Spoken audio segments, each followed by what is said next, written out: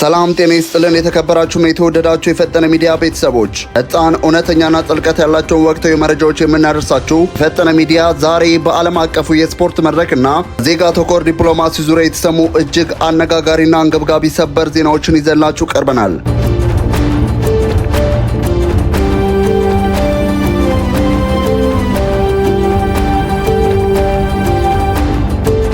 የአሜሪካ እገዳና የሶማሌው ጀግና አቀባበል። የአሜሪካ መንግስት የቪዛ ክልክላ ጥሎበት ወደ ታላቁ የዓለም መድረክ እንዳይጓዝ ቢያግደውም ሀገሩ ሶማሊያ ግን የተደረገለት አቀባበል የነገስታት ያህል ነበር። የ34 ዓመቱ ስመጥሩ ዳኛ ኡመር አርታን ወደ ሞቃዲሾ ስታዲየም ሲገባ ሺዎች የሚቆጠሩ የከተማ ነዋሪዎችና የስፖርት አፍቃሪዎች ደማቅ ጭብጨባና በእልልታ ተቀብለውታል። የሶማሊያ ህዝብ አርታንን የአሜሪካ እገዳ ሰለባ ሳይሆን የሀገር ኩራትና የሶማሊያ እግር ኳስ ስኬት ተምሳሌት አድርጎ ነው እየወሰደው። አርታን ለተሰበሰበው ህዝብ ባደረገው ልብ የሚነካ ንግግር ያደረጋችሁልኝ አቀባበል ልቤን ነክቶታል። በጣም አመሰግናለሁ። ይህንን ቀን ለዘላለም አስታውሰዋለሁ። የሞቃዲሾ ህዝብ እኔን ለመደገፍ እዚህ ተሰብስበው ማየት ለኔ ትልቅ ክብር ነው። ነገር ግን አቀባበሉ በደስታ ብቻ የተሞላ አልነበረም። በስታዲየሙ የተገኙ የከተማዋ ነዋሪዎችና የስፖርት ባለሙያዎች ሶማሊያ በታሪክ ለመጀመሪያ ጊዜ በዚህ ታላቅ ዓለም አቀፋዊ የስፖርት መድረክ ላይ ልታገኝ የምትችለውን ወሳኝ ውክልና ፖለቲካዊ በሆነ ምክንያት በመነጠቋ የተሰማቸውን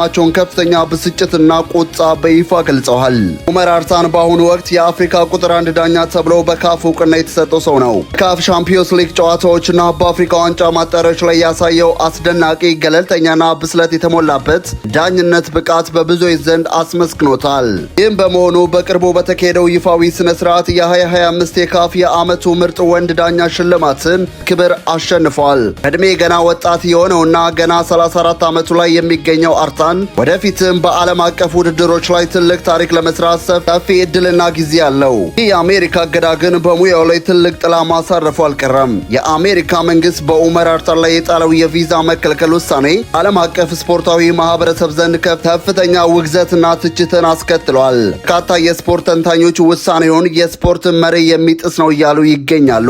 እነዚህ መካከል ታዋቂው እንግሊዛዊ የእግር ኳስ አፈ ታሪክና የቢቢሲ የስፖርት ተንታኝ ኢያን ራይት አንዱ ነው። ኢያን ራይት በአሜሪካ ጠንከር ያለ ትችት የሰነዘረ ሲሆን ድርጊቱ የዓለም ዋንጫውን ዓለም አቀፍ አካታችነት መንፈስና መልካም ስም ያጠፋል ብለዋል። ስፖርት ከፖለቲካ ነፃ መሆን እንዳለበትና አንድን የአፍሪካ ምርጥ ዳኛ በፓስፖርቱ ወይም በዜግነቱ ምክንያት ብቻ ማግለል በዓለም እግር ኳስ ላይ ጥቁር ጠባሳ እንደሚጥል ራይት በጥብቅ አስገንዝበዋል። ዳኛው ኡመር አርታን መግቢያ ከተከለከለና ይህ ሁሉ ውዝግብ ከተነሳ በኋላ የሰጠው ምላሽ ግን እጅግ የበሰለና የስፖርታዊ ጨዋነት መገለጫ ነበር። አርታን ባወጣው መግለጫ ሁኔታው ምንም ይሁን ምን በጥሩ ስሜት ላይ ነኝ፣ እናም ትኩረቴ ወደፊት ላይ ነው። ዓለም ዋንጫው ላይ ለሚሳተፉ የሥራ ባልደረቦቼ መልካም እድል እመኛለሁ በማለት ሌሎች ዳኞች ያለውን አጋርነት አሳይተዋል። ይህም ውሳኔው የስነ ልቦና ስብራት ሳይደርስበት ይበልጥ ጠንካራ ሆኖ እንዲወጣ እንዳደረገው ማሳያ ነው። የተነሳንበት ከዚህ ዓለም አቀፍ የስፖርትና የፖለቲካ ውዝግብ ሳንወጣ አሁን ደግሞ በቀጥታ ወደ ሌላኛው ዲፕሎማሲ ስኬትና ለብዙ ኢትዮጵያውያን ቤተሰቦች ትልቅ ተስፋን ወደ ፈነጠቀው ታላቅ የምስራች እንለፍ። ሳውዲ አረቢያ እስር ቤቶች ውስጥ በተስፋ መቁረጥና በጭንቅ ውስጥ ለነበሩ ሺዎች የሚቆጠሩ ወገኖቻችን የፍርድ ሂደታቸው ተቋርጦ ሙሉ የምህረት አዋጅ ተደረገላቸው።